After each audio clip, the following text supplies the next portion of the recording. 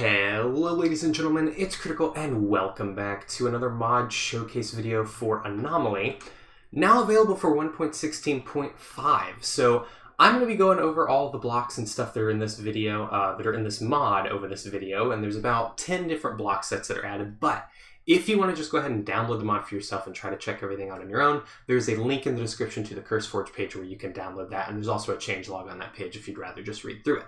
But let's jump on into this. I'm going to kind of go over how to craft all the blocks and what all the different blocks that are added are, and talk about it as we go. So, first up, we have blue granite. Now, this is obviously just a variant of normal granite, as you can see here. The texture is pretty much the same, just blue. This can be found in any cold biomes. That's snowy tundra, ice spikes, snowy taiga, whatever you want to go for. But you can also craft it using granite and ice. One of each of these is going to give you 2 blue granite. So that's a pretty easy way to craft it if you want to turn your granite into that. And you can, of course, craft all the different granite things with it, both polished and normal variant. Next up, we have quartered stone brick. I've mixed it in with all the other stone bricks, so you can kind of see the usefulness of it here. But basically, this is just a kind of like the purpur block. If you look at the texture for the purpur block, it's actually just the same as that, but it's for stone brick. Add a little bit of variation into your walls. Once again, you can craft stairs, slabs, walls, and the normal block with it, and to do that, all you're going to need to do is go ahead and throw 4 of these in a crafting table, and it will give you 4 quartered stone bricks. So it's a 1-to-1 ratio. All of these are compatible with the stone cutters as well, so you can use these to craft these up, and you can use them to get your stairs and everything else that you need. Next up, and this one's pretty simple, pretty obvious, this is smooth stone stairs. These are just to go along with the block palette of the blocks and slabs, but you craft them the same way as everything else. You can either do that, and you can also use the stone cutter for these too. Next on the list, we have Diffuse Tnt. Now, this one's a little bit more complicated with how you get it, so let's go over this. And I'm actually going to switch into survival mode for this to kind of show you this. And let's also give myself a flint and steel. Oh, no, yeah, flint and steel. So, this is a Diffuse Tnt block. If I light this on fire, nothing happens. I can't explode it. If a bomb goes off next to it, it's not going to explode. It is basically completely inactive, and you can use this as like a building material if you want to put some TNT in your base without having the risk of it exploding. All you've got to do is you got to take a normal block of TNT, throw that down wherever you want it, and then if you take some shears and you right-click it, you'll see that it clips the fuse off of the top of that, and this will now no longer blow up. And just to prove that this is real TNT, I'm just going to light that off over there. That is normal TNT until you clip the fuse off, and then here you go. It does give you back some materials. You get 1 sand and 2 gunpowder per clip, so it is a little expensive still to make the TNT, but it is a nice block to have to build with, and a lot less dangerous than throwing normal TNT around your base. Next up, and I'm going to stay in survival mode for this one, we have empty bookshelf variants. Now I say variants because there's 3 versions of this. As you can see here, we have slightly, nearly, and completely empty bookshelves here. And if we observe these textures a little bit closer, you'll see that basically this is the normal one. Some of the books are just kind of disappearing as you go down. Now, the way you do this is you're just going to walk up to a normal bookshelf and you right-click it with an axe. You're basically just stripping it like you'd strip a log. Right-click it and a book's going to pop out. There are 3 variants because you can obviously only put 3 books in the crafting recipe for a bookshelf. And you can go back up if you need to. If you've right-clicked too many times, you haven't made a mistake, you can toss these back in, and it'll fill back up. These do all work with enchanting tables, and there's no, like, limitations with it, right? So this one doesn't. This one does not work with an enchanting table. But all 3 of these variants will work just the same. You only need 15 of each. So if you want to mix them up there too, you can go for it. I'm going to switch back into creative mode for this one, actually.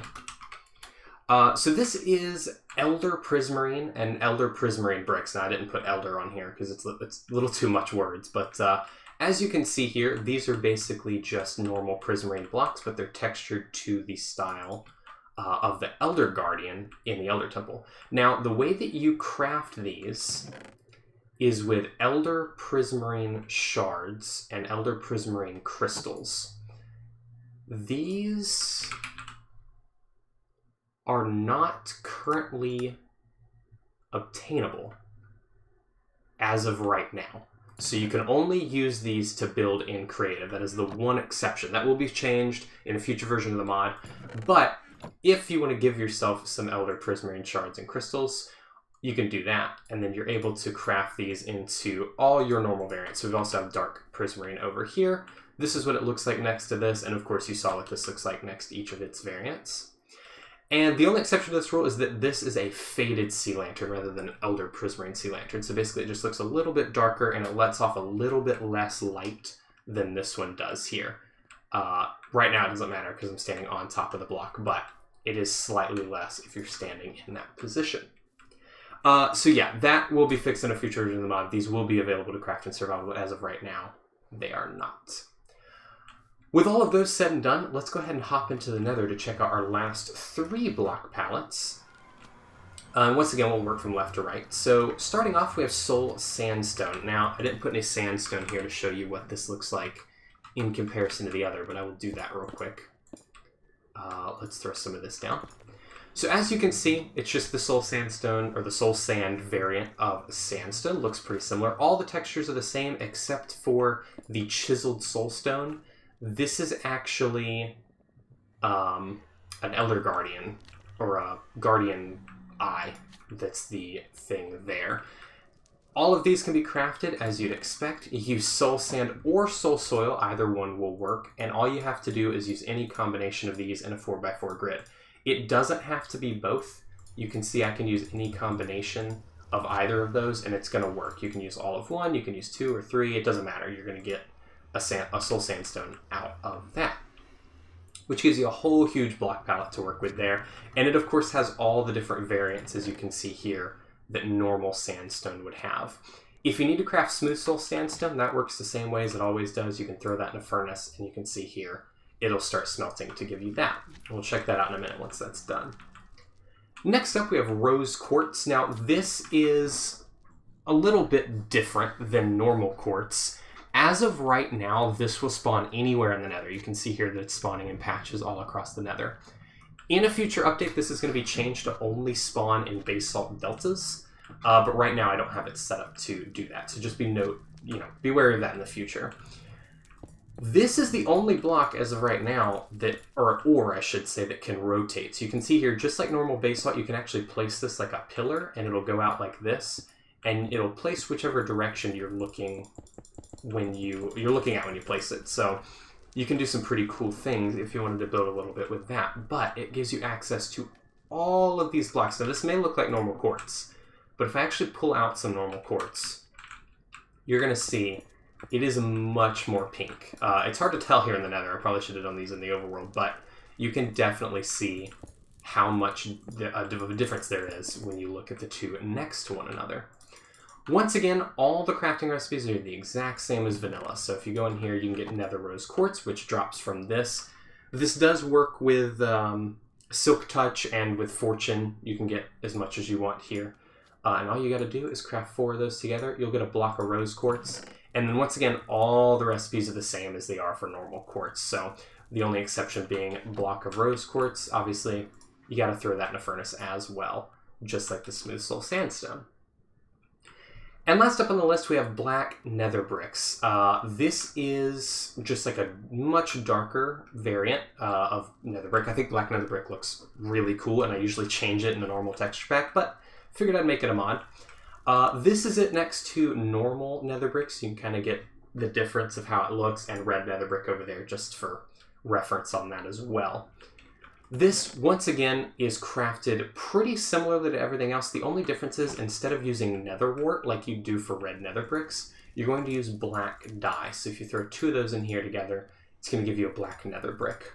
And then all the recipes from there on out are the same. And if you need the cracked variant, you got to throw it in the furnace once again for that, like the Rose Quartz and the Soul Sandstone. But with all of that, that is everything that is available in this mod. Be sure to, it's raining now, be sure to go down to the description and check out the mod for yourself, and, leave some comments, let me know, give me some ideas and stuff if you got anything. I'm going to continue updating this mod, so there will be updates in the future. As I said, going to make these craftable and going to make that basalt stuff spawn somewhere else. But for the most part, all of this stuff that you see here is in its final form. So I hope you guys enjoyed. Be sure to leave a like and subscribe if you'd like to check out more content. And if you go to the CurseForge page, be able to follow it on there as well, just so you get notified of whenever there's an update to the mod. Thank you all so much for watching, and I'll see you all in the next one. Bye-bye.